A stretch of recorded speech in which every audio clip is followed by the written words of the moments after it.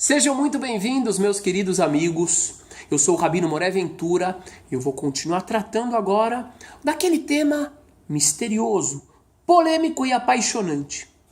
Isaías capítulo 51. Ele está falando de quem? Do povo de Israel? Ele é de fato uma profecia messiânica? Será que ele está falando de Jesus ou Yeshua em hebraico? No vídeo anterior, eu contei para vocês, eu confidenciei para vocês que na primeira vez que eu li este capítulo em português, eu tremi. Eu pensei que talvez eu teria de mudar as bases, ou melhor, mudar algumas coisas importantes na minha fé. Mas depois disso, eu fiz uma leitura cuidadosa do livro inteiro, sem descontextualizações, e no idioma hebraico, no idioma original. E aqui eu tenho algumas conclusões que eu quero compartilhar com você que é interessado na busca da verdade. Não com aquele torcedor de religião que simplesmente quer provar que o seu lado é o verdadeiro. Porque eu não sou assim, eu estou junto com você nessa busca. Na busca pelo que é certo. Mas antes de começar, eu quero lembrar você também de uma coisa importante. Todos nós, independente da religião, temos muito mais coisas em comum que a gente tem que cultivar do que diferenças.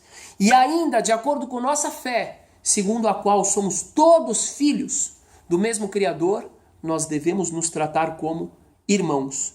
Então aqui é um debate em alto nível, com respeito e com amor pela verdade. Então vamos lá.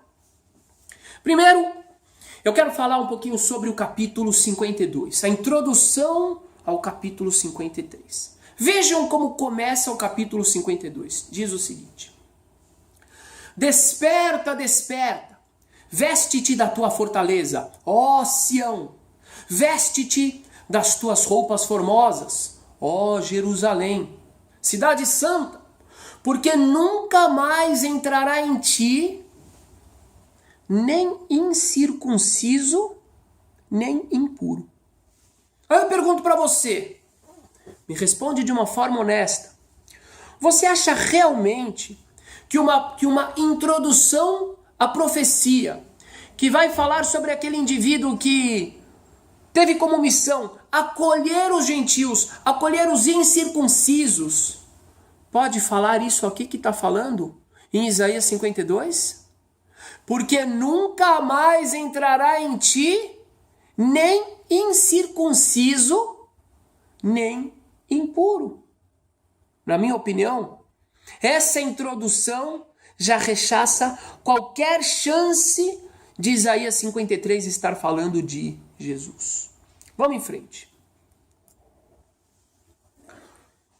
Era desprezado e o mais rejeitado entre os homens, homem de dores e experimentado nos trabalhos, e como um de quem os homens escondiam o rosto. Era desprezado e não fizemos dele caso algum. Isaías 53, 3. Agora vamos para o hebraico. E prestem atenção nesse gravíssimo e óbvio problema de tradução. Nivze vahadal ishim. Desprezado e desconsiderado entre os homens. Ish mahovot, homem de dores. Até aqui tudo bem. Vidua holi, e conhecido por ser enfermo, conhecido por ter enfermidades. Como é, pelo amor de Deus, como é que o tradutor ele pôde colocar experimentado nos trabalhos, ao invés de colocar conhecido por suas doenças? A minha resposta é muito simples. O tradutor, ele sabia que se o cristão, se o indivíduo mediano, inteligente, cuidadoso em sua leitura, se deparasse com essa informação, que o personagem central de Isaías 53 era um homem doente, conhecido por ser doente, ele poderia começar a perceber que a forma como nós judeus compreendemos é a certa. Ou seja, não está se referindo a Jesus. Mas o que ele preferiu fazer? Uma tradução completamente errada. E qual é a prova de que há, na minha opinião, com todo respeito, desonestidade nessa tradução?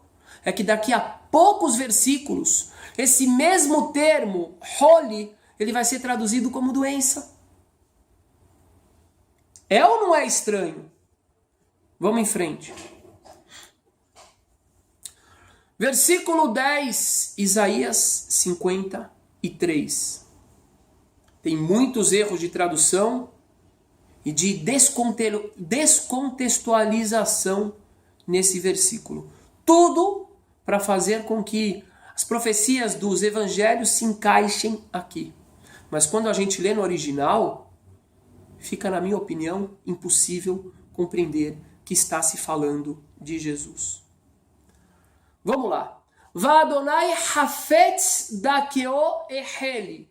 E o Eterno desejou moê-lo e fazê-lo doente. Bom, primeira coisa, aqui está o termo eheli, que é a mesma palavra de holy dos versículos anteriores. Que o tradutor ali, ele traduziu como experimentado em trabalhos, e aqui ele traduz como fazendo-o enfermar. Tem alguma coisa errada nessa tradução, né? Vamos lá, de novo. Va'adonai hafetz dakeo. E o Eterno desejou moê-lo, errele, e enfermá-lo, torná-lo enfermo. Agora prestem atenção. Im tassim asham nafsho. Se ele colocar a culpa, nafsho quer dizer nele mesmo. E o tradutor traduziu aqui nefesh como alma. E todo mundo que conhece um pouquinho do hebraico, muitos irmãos cristãos meus, sabem exatamente a palavra nefesh, que ela não é alma, mas que ela é espírito significando vida. Ou seja, se ele colocar a culpa na sua própria vida em si mesmo, não é se ele admitir a culpa dos outros em si mesmo, é se ele aceitar a culpa. É claro que ele é um culpado, senão Deus nunca ia ter satisfação em moê-lo. Então o que vai acontecer? Zera. Ele verá semente, ele verá descendentes. Irezera significa, ele verá os seus descendentes, ele verá filhos, netos e bisnetos. Yarich Yamim, prolongará os dias. E o desejo do Eterno em suas mãos prosperará. Espera um pouco. Se o indivíduo aqui central de Isaías 53 aceitasse a culpa sobre si, então ele veria netos, descendentes, bisnetos e prolongariam seus dias. Isso não combina em absoluto com a história de Jesus? Porque, em primeiro lugar, Jesus não teria que aceitar a culpa dele sobre ele, mas a culpa dos outros. Em segundo lugar, digamos que é Jesus e ele fez aquilo que ele deveria fazer, e até onde sabemos, ele não viu nem filhos e nem netos e nem prolongou os dias. Em terceiro lugar, aparentemente aqui, apesar do sujeito de Isaías 53 ter sido descrito nos versículos anteriores como alguém sem culpa, aqui a gente vê que ele tem alguma culpa, porque ele tem que aceitar a culpa e porque o Eterno desejou moê-lo. A explicação para isso a gente vai ver no próximo vídeo, a respeito de quem é de fato, então, o sujeito de Isaías 53. É um sujeito que dentro de um contexto específico, que está claro em Isaías 52, não tinha culpa. Mas obviamente que dentro do contexto maior, ele tinha muitas culpas. É um sujeito que, de acordo com o que está escrito em Isaías 53, foi colocado no túmulo dos perversos. Ele foi para a morte, mas ainda assim ele vive. Ou seja, é um sujeito múltiplo, não é um indivíduo. Porque se fosse um indivíduo, ele não poderia, ao mesmo tempo, ter sido colocado no túmulo do perverso, ter morrido e ter prolongado dias e ter visto netos e bisnetos. Tá aqui uma pequena pista para o terceiro vídeo, onde eu vou falar de quem não somente eu, mas muitos acham que Isaías 53 está falando. Eu termino aqui fazendo uma saudação para você que consegue ter uma busca honesta da verdade, sem agressividade, sem ser torcedor de religião, porque eu, da minha parte, eu não tenho dúvida nenhuma que o Eterno, o que o Pai Supremo espera de cada um de nós é que sejamos sinceros na nossa busca, que sejamos bons com o próximo, independente da religião, da etnia, da condição social, e que a gente viva na fé. Esse é o principal. O resto são detalhes perto disso. Um grande abraço para você e até o próximo vídeo. Se você gostou, dá um like e deixa o seu comentário e assine o nosso canal. Compartilhe também se você acha que esse vídeo pode ajudar mais pessoas a compreender as nossas fontes. Um grande abraço para você. Valeu!